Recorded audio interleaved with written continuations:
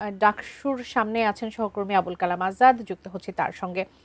আবুল কালাম আজাদ, আপনি সেখানে আছেন, বেলা বাড়ছে, কি পরিস্থিতি দেখতে পাচ্ছেন? ভোটারদের মধ্যে কি ধরনের আমেজ আসলে চলছে এবং সেই সাথে প্রার্থীদের সাথে কথা বলতে পেরেছেন কিনা, পুরো বিষয়গুলো জানাবেন। ডাকসু নির্বাচন ঘিরে শুধু ক্যাম্পাসের এক প্রান্ত থেকে আরেক প্রান্ত কিংবা হলগুলোতেই গুঞ্জন, নানা ধরনের প্রচার প্রচারণাই শুধু নয়, সামাজিক মাধ্যম জুড়েও বেশ সরব।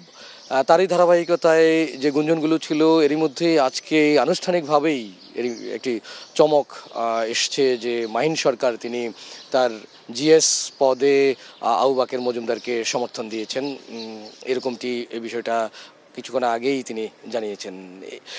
সকালের দিকে কিছুটা ঢিলেঢালা থাকলেও বেলা যত গড়িয়েছে ততই আজকে ডাকসু নির্বাচনের মোটামুটি বলা যায় যে সরব হচ্ছেন প্রার্থীরা। জুমার নামাজের পর এটি আরও জোরে সোরে শুরু হবে বিভিন্ন হল মসজিদে। এরই মধ্যে বলা হচ্ছে ছাত্রদলের ভিপি প্রার্থী বা জিএস প্রার্থী তারা শুরু করবেন। ছাত্র শিবিরের যারা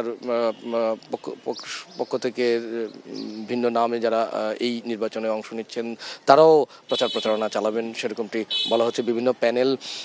তো মোদ্দা কথা এখন পর্যন্ত আজকে বলা যায় আজকের দিন সহ আর মাত্র 3 দিন প্রায় বাকি রয়েছে। রোববার রাতেই শেষ হবে ডাকসু নির্বাচনের আনুষ্ঠানিক প্রচার প্রচারণা। এরই মধ্যে বিকেল 4টার দিকে চিফ রিটার্নিং কর্মকর্তা তিনিও একটি সংবাদ সম্মেলন ডেকেছেন। যদিও লেভেল প্লেয়িং ফিল্ড এই বিষয়টি নিশ্চিত হচ্ছে না বলে বরাবরই প্রার্থী, ভোটার, শিক্ষার্থী অনেকের কাছ থেকে এই অভিযোগগুলো পাওয়া যাচ্ছে। আর এই সুনির্দিষ্ট করে এরকমটি বলছেন যে কোনো প্রার্থী রাতের বেলায় পুরনো ঢাকার বিভিন্ন হোটেল বা রেস্টুরেন্ট অথবা সেই জায়গায় গিয়ে ভোটারদেরকে খাওয়ানোর একটি বিষয় তুলে এনেছেন, টাকা অফার করারও একটি অভিযোগ এরকমটি বলা হচ্ছে।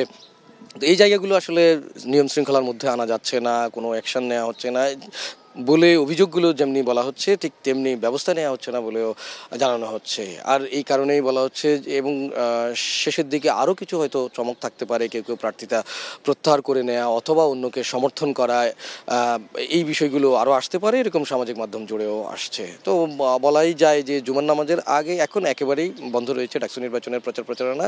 তার কারণ হচ্ছে প্রার্থী বা ভোটার যারা রয়েছেন তারা বিভিন্ন হল কিংবা কেন্দ্রীয় মসজিদে নামাজ শেষে তার পরবর্তীতে আবার এই কাজটি শুরু করবেন। এখনকার মতো এই ছিল আমার কাছে সবশেষ।